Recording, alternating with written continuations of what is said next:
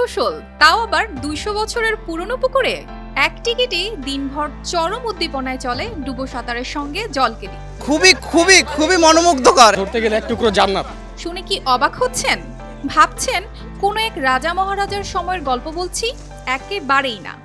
এমন একটি পুকুর আছে পুরান ঢাকার আহসান মঞ্জিল সংলগ্ন এলাকায়। নবাবী আমলের এই জলাশয় গোলতালা পুকুর নামে পরিচিত।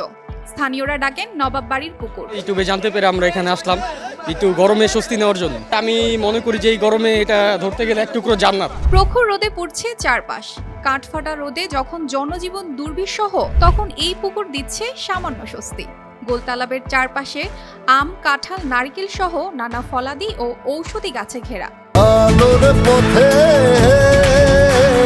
নতুন দিশা, যার ফলে প্রচন্ড গরমেও এর পানি থাকে ঠান্ডা। এখানে খুবই ফুরফুরা ঝুরঝুরা, পরিবেশটাও সুন্দর, গোসল করতেও ভালো লাগে।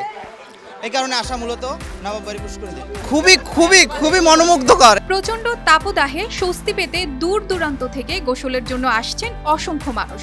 শিশু কিশোর থেকে শুরু করে সব বয়সের মানুষেরা দাপিয়ে বেড়াচ্ছে গোলতালাব। এই পুকুর নিয়ে যাচ্ছে শহরের কর্মব্যস্ত জীবন থেকে গ্রামের সুনিবিড় শীতল ছোঁয়ায়। মনে করিয়ে দিচ্ছে দুষ্টু মিষ্টিতে ভরা ছেলেবেলাকে। ছোট থেকে বড় হয়েছি এখান থেকে সাঁতার শিখছি, এখান থেকে গোসল করি। শত বছর পরেও এই পুকুর এখনো পরিষ্কার পরিচ্ছন্ন। প্রতিদিন শত শত মানুষ গোসল করার পরও এর পানি টলটলে স্বচ্ছ।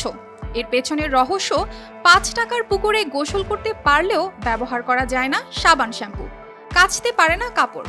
প্রয়োজন হলে পাশেই রয়েছে আলাদা গোসলখানা ও পোশাক পরিবর্তনের জায়গা। পুকুরে নামায় নিষেধাজ্ঞা রয়েছে সাঁতার না জানা লোকদের।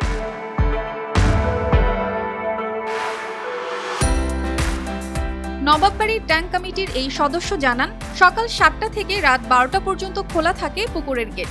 যে কেউ চাইলেই এখানে গোসল সেরে নিতে পারে। ৫ টাকা দিয়া গোসল করবে, নিচে গোসল করবে, সাবান শ্যাম্পু ইউজ করতে পারবে না। সাবান শ্যাম্পুর জন্য ব্যবস্থা আছে উপরে। সকাল ৭টা থেকে রাত্রে ১২টা। গোসলের টিকিট থেকে আদায়কৃত অর্থ কোন খাতে ব্যয় করেন, এমন প্রশ্নে এ সদস্য জানান, আমাদের এখানে স্টাফ আছে ৬ জন, ইলেকট্রিক বিল আছে, তারপর এখানে মেইনটেনেন্সের খরচ আছে। যা আয় হয় এই পুকুরের মধ্যেই ব্যয় হয়।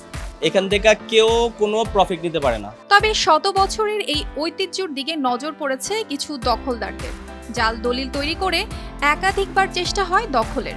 একজনের পর একজন এটা আছেই, সবাই দাবি করে কিন্তু কোনো প্রমাণ দিতে পারে না। নবাববাড়ির পুকুরের ইতিহাস সম্পর্কে জানা যায়, পুরান ঢাকার বাংলা বাজার এলাকায় কুমার সম্প্রদায়ের লোক মাটি দিয়ে তৈরি করেন বিভিন্ন সামগ্রী।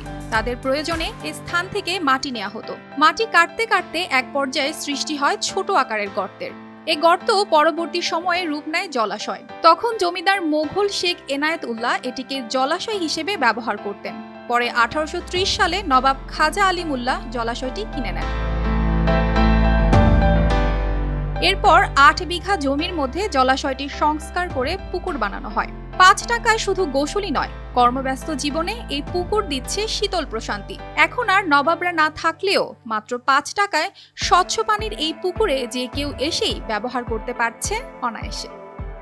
অর্পিতা জাহান, RTV।